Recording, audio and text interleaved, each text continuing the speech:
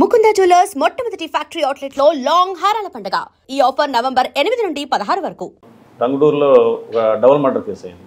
ఒక అమ్మ కూతుర్ని ఇద్దరిని, అది మెయిన్ సెంటర్ అనమాట. అంటే ఆ పంచాయతీ సెంటర్ బాగా బిజీ లొకాలిటీ, వైశ్యాస్ కమ్యూనిటీ. వాళ్ళని చంపేశారు. వాళ్ళకు గోల్డ్ షాప్ ఉంది, వాళ్ళు చనిపోయారు. కొంచెం సెన్సేషనల్గానే ఉంది. దానికి ముందు నవంబర్ నెలలో పూసపాడని ఇంకోళ్ళు మండలంలో అక్కడ ఒక డబుల్ మర్డర్ అయింది. అప్పుడు మల్లికా గారు ఎస్పీ గారు మేడం గారు, ఆమె మేడం గారు కూడా పోస్టింగ్. అది కొంచెం ఎస్పీసీ కూడా ఒక గదర ఉంటుంది మేడం ఎవరికైనా కానీ. ఒక డబుల్ మర్డర్స్ ఒకే జిల్లాలో 2 అయినాయి. అవి మర్డర్ ఫర్ గెయిన్స్ అంటే ప్రాపర్టీ కూడా పోయింది అక్కడ. వాళ్ళకి ప్రెజర్స్ ఉంటాయి.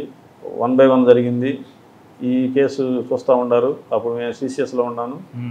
అందరినీ చర్చ్ పార్టీస్ పెట్టి మొత్తం టౌన్ అంతా కూడా అందరిని పిలిపించారు. జిల్లాలో అందరూ సిఐలు, ఎస్ఐలు, స్టాఫ్, స్పెషల్ పార్టీ అందరిని పిలిపించి మొత్తం వెతుకుతూ ఉన్నాము. క్లూస్ దొరకట్లేదు.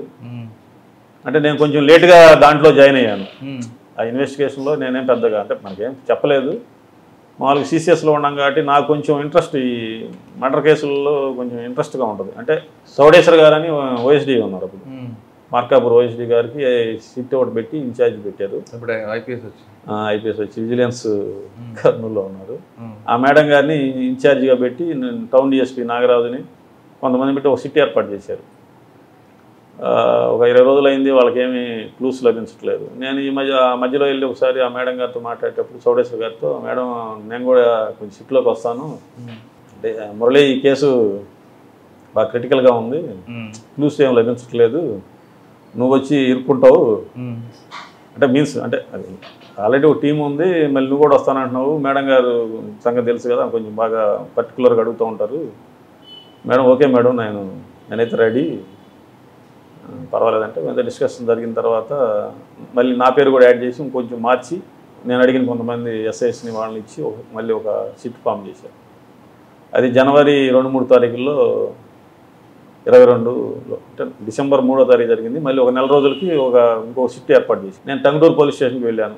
వెళ్ళేటప్పుడు ఒక చిన్న కండిషన్ ఒకటి పెట్టాను, ఈ 1 మంత్లో ఈ కేసు సాల్వ్ చేస్తాం మేడం, అయితే దయచేసి నైట్ డ్యూటీస్, అదర్ డ్యూటీస్ మాకు వేయకండి, ఎందుకంటే మళ్ళీ కాన్సన్ట్రేషను కొంచెం దెబ్బతింటుంది అని అడిగితే మేడం గారు చాలా సానుకూలంగా స్పందించారు. పోలీసులు ఏంటంటే అన్ని డ్యూటీలు చేయాలి, ఇది చేయాలి అంటూ ఉంటారు. అక్కడ నాకు లభించింది ఏంటంటే ఓకే క్యారీ ఆన్, నీకు నైట్ డ్యూటీస్ ఇట్లాంటి ఏదైనా స్పెషల్ డ్యూటీస్ ఉంటే ఆపేస్తాం, మీరు క్యారీ ఆన్ అన్నారు. టంగుటూరు పోలీస్ స్టేషన్కి వెళ్ళాను. అక్కడ ఒక రూమ్, పోలీస్ స్టేషన్లోనే ఒక రూమ్ తీసుకున్నాను, శుభ్రం చేసుకున్నాను, టేబుల్స్ వేసుకొని ఒక సిట్ లాగా అంటే చిన్న ఒక అదే పెట్టుకొని నేను 9కి వెళ్ళటం అలవాటు నాకు. నా స్టాఫ్ 10:30కి వచ్చేవాళ్ళు. 2 days చూశాను. మూడో రోజు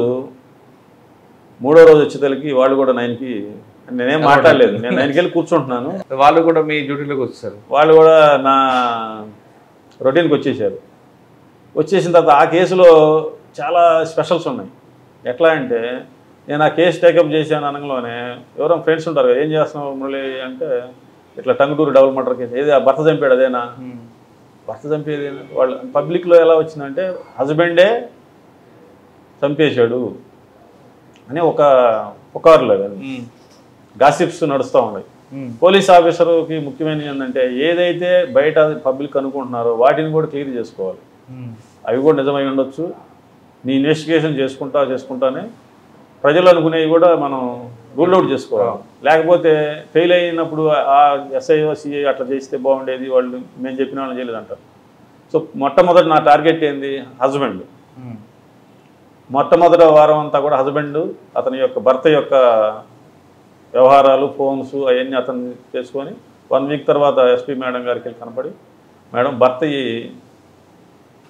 మాత్రం ఈ కేసులో ఇన్వాల్వ్ లేడు, అతను కూడా పిలిచాను భర్తని, వాళ్ళ కూతురు ఉంది పాపం, అంటే ఒక కూతురుని ఒక భార్యని చంపేశారు, ఈయన ఒక కూతురు మిగిలారు. ఆయన వచ్చాడు ఒక రోజు, ఏంటండి ఏమనుకుంటున్నారో జనాలు అంట, అదే సార్ మా అమ్మాయి కూడా డౌట్ పడుతుంది సార్, నన్ను నేనే చంపాను అనుకుంటున్నారా, ఒక 1 week తర్వాత పిలిచి మీరు ఈ మర్డర్ చేయలేదని చెప్పాను. వీళ్ళు పట్టుకోపోయినా ముందు నన్ను చేయలేదని చెప్పారని ఆయన చాలా కళ్ళం నీళ్ళు పెట్టుకున్నాడు. సో అంతవాడికి సక్సెస్ అయ్యాం. అంటే ఫస్ట్ వారం భర్తని ఎలిమినేట్ చేసాం. దీంట్లో ఇంకో ట్విస్ట్ ఏంటంటే మరిదిమేన అంటే వాళ్ళ చిన్న అన్నదమ్ములు ఇద్దరు చిన్న ప్రాపర్టీ డిస్ప్యూట్స్ అంటే మరీ మేజర్ డిస్ప్యూట్స్ కాదు, పంచుకునే కాడ చిన్న చిన్న ఇష్యూస్ ఉన్నాయి. మరిది షాపులో అంటే ఈ కంప్లైంట్ వాళ్ళ తమ్ముడు షాపులో టంగుటూరులో గోల్డ్ షాపులో ఒక 6 నెలల ముందు దొంగతనం జరిగింది. సుమారు 12 లక్షల రూపాయల బంగారం పోయింది అక్కడ. మా అన్నయ్య ఏమన్నా చేయించుంటాడా అని అతనికి అనుమానం.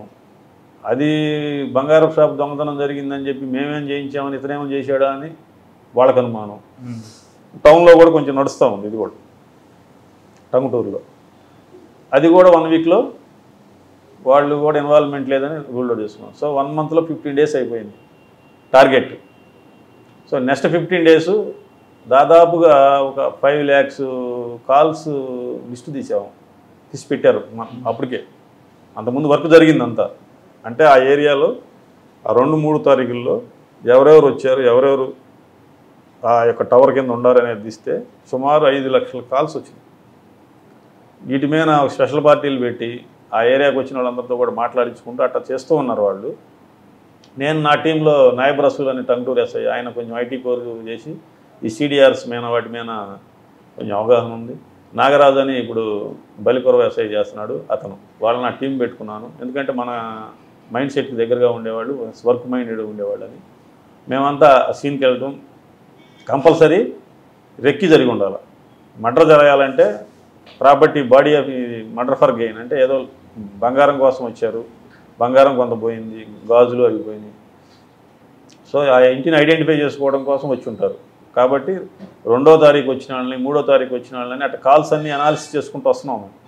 తీసుకొని ఉండొచ్చు దీంట్లో, ఎందుకంటే వాళ్ళు తెలివి మీరిపోతున్నారు. సో అట్లా కొత్తగా సిమ్ యాక్టివేట్ అయినవి ఇట్లాంటి క్వశ్చన్స్ వేసుకుంటాం మేము. అంటే సీన్ ఆఫ్ అఫెన్స్లో సాయంత్రం 8ంటికి మర్డర్ జరిగింది, సో సాయంత్రం 5ంటికి వచ్చి ఉంటారా, ఉదయం వచ్చి రెక్కి చేశారా, ఇట్లా అప్పుడు వచ్చి ఇప్పుడు లేని వాళ్ళు అంటే నేరం జరిగిన తర్వాత మళ్ళీ వాడు సీన్ ఆఫ్ అఫెన్స్కి రాడు. సో 2వ తారీఖు 3వ తారీఖు వచ్చి ఆ తర్వాత లేని వాళ్ళ నెంబర్లు అని ఇట్లా వేరియస్ యాంగిల్స్లో అన్నీ చేసుకుంటా వచ్చి ఈ కొత్త సిమ్ది కూడా వచ్చింది. కొత్త సిమ్ది వచ్చినప్పుడు ఒక సిమ్ము 2వ తారీఖు యాక్టివేట్ అయింది. 2, 3 పనిచేసిద్ది, తర్వాత ఉండదు అది. ఆ 2వ తారీఖు యాక్టివ్ అయిన సిమ్కి కాల్ డీటెయిల్స్ అవి పెట్టి సిడిఆర్స్ పెడితే ఒక ఐఎంఈ నెంబర్ వచ్చింది. ఆ ఐఎంఈ నెంబర్ ప్రకారం నెంబర్ తీస్తే ఒక అడ్రస్ వచ్చింది, అది కందుకూరు అడ్రస్. ఒక అబ్బాయిది వచ్చింది. సో మాకు అర్థమైంది ఏంది, ఒక పాత నెంబర్ ఫోన్, ఒక పాత నెంబర్ వాడే ఫోన్లో ఆ నెంబర్ తీసేసి కొత్త సిమ్ము ఒకటి వాడటం జరిగింది. ఆ సిమ్ వాడి మర్డర్కి ఉపయోగించుకొని తీసేసి మళ్ళీ యథావిధిగా మళ్ళీ మామూలు నెంబర్ వాడుకుంటున్నారు. అతను విచారించడం అతను ఎంక్వైరీ చేసుకున్నాం, డైరెక్ట్గా అప్రోచ్ కాలేదు. వాళ్ళ ఫాదర్ మీద 7-8 కేసులు ఉన్నాయి. అయితే మర్డర్ కేసులు లేవు, బాడీ అఫెన్స్లు కాకుండా ఓన్లీ ప్రాపర్టీ అఫెన్స్లు, అంటే ఇల్లు బ్రేక్ చేయటం, కిటికీ పగలగొట్టి దొంగతనాలు చేయటం, అట్లాంటివి 7-8 కేసులు ఉన్నాయి. అతను రెగ్యులర్గా మాట్లాడే నెంబర్ని 2 నెంబర్లను ఐడెంటిఫై చేసుకొని వాళ్ళని పట్టుకోవడం జరిగింది. పట్టుకున్న తర్వాత వాళ్ళు చెప్పి ఇంటి ఇస్తుపోయాము మేము. శివకుర్తిలో ఒక డబుల్ మర్డర్ కేసు జరిగింది. అది ఇప్పుడు 2018లో 2018లో జరిగిన మర్డర్ కేసులో ఇతను ఇన్వాల్వ్ అయి ఉన్నాడు. ప్లస్ శివకుర్తిలో 2 రాబరీస్ జరిగింది, తలకాయ పగలగొట్టి లాక్కి వెళ్ళిన కేసులు. తర్వాత ఈ గోల్డ్ షాప్ ఏదైతే బ్రదర్స్ది గోల్డ్ షాప్ అయిందో ఆ గోల్డ్ షాప్ కూడా వీళ్ళే దొంగతనం చేశారు. ప్లస్ ఒంగోలు టౌన్లో ఒక ఇంట్లో దాదాపు 5-6 కేజీలు వెండి కొట్టేశారు. అంటే ఈ ఒక కేసులో మేము 6 కేసుల్ని బ్రేక్ చేసాం.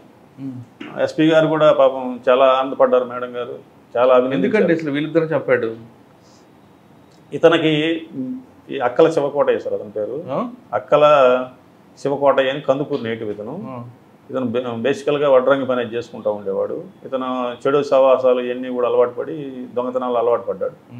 2017లో ఇతను అత్తగారి ఊరు చేమకుర్తి వచ్చి వైశ్యాస్ని టార్గెట్ చేసుకుంటాడు ఇతను.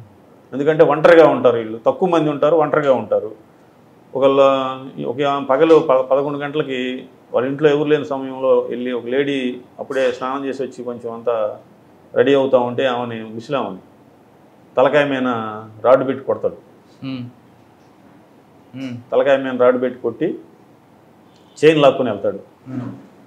తర్వాత వైశాస్ కమ్యూనిటీ టార్గెట్ చేసి చేమకుర్తిలో ఇద్దరిని టార్గెట్ చేశాడు. టార్గెట్ చేసి 2 చైన్లు తీసుకొని వెళ్ళిపోయాడు. వాళ్ళు కూడా ప్రాణాపాయ స్థితికి వెళ్ళిపోయారు. అంటే దాదాపు చనిపోయేదాకా వెళ్ళి బతికొచ్చారు వాళ్ళు. అంటే అంత బలంగా పడతాడు అతను. తర్వాత ఇంట్లో ఎందుకు జరిగిందండి? ఇది గోల్డ్ షాప్ ఉంది వీళ్ళకి. టార్గెట్ ఏంటంటే తక్కువ సమయంలో ఎక్కువ సంపాదించుకోవాలా, బంగారం ఉంటుంది, గోల్డ్ షాప్ కాబట్టి వీళ్ళకి ఇంట్లో కంపల్సరీ బంగారం ఉంటుందని టార్గెట్ చేసుకొని అతను వాళ్ళ హస్బెండ్ గోల్డ్ షాప్కి వెళ్ళటం అంతా రెక్కీ చేసుకొని గోల్డ్ షాప్లో ఉన్నాడో చూసుకొని ఆ ఇంటికి వెళ్ళి వాళ్ళ మీద అటాక్ చేస్తాడు. పెప్పర్ స్ప్రే కొడతారు. పెప్పర్ స్ప్రే కొట్టి వాళ్ళు కళ్ళు ఎడబెట్టడంలోనే ముందు అమ్మాయిని పొడి చేస్తారు. విచక్షణ రహితంగా కొడుతారు. అమ్మాయి ఏం చేసింది? చూసింది అందుక ఇంట్లో ఉంది కాబట్టి. తర్వాత అమ్మ వస్తుంది, అమ్మని పొడి చేస్తారు. వాళ్ళ దగ్గర పెద్ద ఎక్కువ కూడా ఏం దొరకవు. ఆ రోజు 4 గాజులు చైన్ ఒకటి దొరుకుతుంది. ఆ యొక్క పడవటం అనేది ఎలా ఉందంటే ఏదో సెక్సువల్ జెలసీ కోసం చేసింది ఏమో అని చెప్పి డైవర్ట్ అయ్యారు. అంటే పోస్టులో ఉండే ఆఫీసర్స్ కూడా కొంత ఏమైందంటే వేరే ఏమైనా కారణాలు ఉండి ఉంటాయి అని. ఎందుకంటే మామూలుగా ఏదైనా ప్రాపర్టీ ఆఫీస్ అంటే ఏదో గొంతు కోసారు. మళ్ళీ ఏదో ఒక పోటు పొడుస్తారు, గొంతు కోస్తారు. వీళ్ళు 15-16 కోట్లు పొడిచాడు ఒక మనిషికి. అంటే అంత కొత్త అతను అంటే ఈ రామకోట ఎంగేజ్ చేసిన అతను కొత్త ముద్దాయి అనమాట. వాడికి తెలియదు ఎలా మర్డర్ చేయాలని కాదండి. వాడికి కొత్తదనం కాబట్టి ఏదో ఆవేశంలో మనిషి ఇన్ని పోట్లు పొడుస్తూనే చచ్చిపోతారు కావాలనుకొని పొడిచాడు వాడు. అవి 2 అది మెయిన్ కారణం. అది దాంతోపాటు ఈ చేమకుర్తి డబుల్ మర్డర్ కేసులో ఒక ట్విస్ట్ ఏంటంటే వీళ్ళు చనిపోయిన దానికి ఒక పారిశ్రామికవేత్త కారణం అని చెప్పి అప్పుడు గంగోలు పెట్టారు. వాళ్ళకి ఏదో చిన్న ల్యాండ్ డిస్ప్యూట్ ఉంది, దాని మీద నడుస్తూనే ఉంది. అది ఆయన గ్రానైట్ వ్యాపారి, ఆయన మీద నడుస్తూ ఉండేది. ఆయన కాదని ఎవిడెన్స్ దొరక్క మేము పట్టుకునేదాకా కూడా అది అతని మీద అపవాదు నడుస్తూనే ఉంది. ఇతనని తేలిన తర్వాత అది ఆయన బయటపడ్డాడు. ఆ కేసులో కూడా సార్ మీరు తల్లి కూతురు డబుల్ మర్డర్ కేసులో వాంటి పట్టుకుంటే ఇవి వచ్చాయి. కానీ ఇంకొక డబుల్ మర్డర్ కేసు జరిగింది కదా పోతవరంలో 2015లో డబుల్ మర్డర్ కేసు జరిగింది. అది వచ్చేసి అది వైశాస్ కాదు ఎస్పీ మేడం ఉన్న టైంలో 4 మర్డర్లు జరిగాయి. 2 మీరు సిట్లో ఉన్నారు. మరో 2 ఆ 2ది అది వచ్చి ఇంకోళ్ళు మండలం పొసపాడు గ్రామంలో కూడా వాళ్ళు కూడా ఊరు బయటలో ఉంటారు కొంచెం. అంటే అక్కడ ఎవరు మేల్ ఫీమేలా? మేల్ భార్యాభర్తలు ఇద్దరు. వాళ్ళిద్దరు భార్యాభర్తలని వాళ్ళిద్దరే ఉంటారు. వాళ్ళని చంపేశారు. అది జరిగిన తర్వాత 1 మంత్ లోపు ఇది జరిగింది టంగుటూరుకి. అందరూ ఏమనుకున్నారంటే మహారాష్ట్ర గ్యాంగ్స్ కానీ పార్జీ గ్యాంగ్స్ కానీ ఏమైనా వచ్చినాయని చెప్పి పాపం ఆ కోణంలో కూడా విచారించారు. ఇది సక్సెస్ అయిన తర్వాత అంటే వాళ్ళు రాలేదని మేము రూల్ అవుట్ చేసుకున్నాం. అంటే ఆ గ్యాంగ్స్ ప్రమేయం లేదన్న తర్వాత మేము లోకల్గా వెరిఫై చేసుకోవడం, ఈ కాల్స్ ఏం చేసుకుని ఇది అయిపోయింది. పోస్ట్పార్టం ఏంటంటే నేను అక్కడి నుంచి మళ్ళీ వెళ్ళిపోయాను.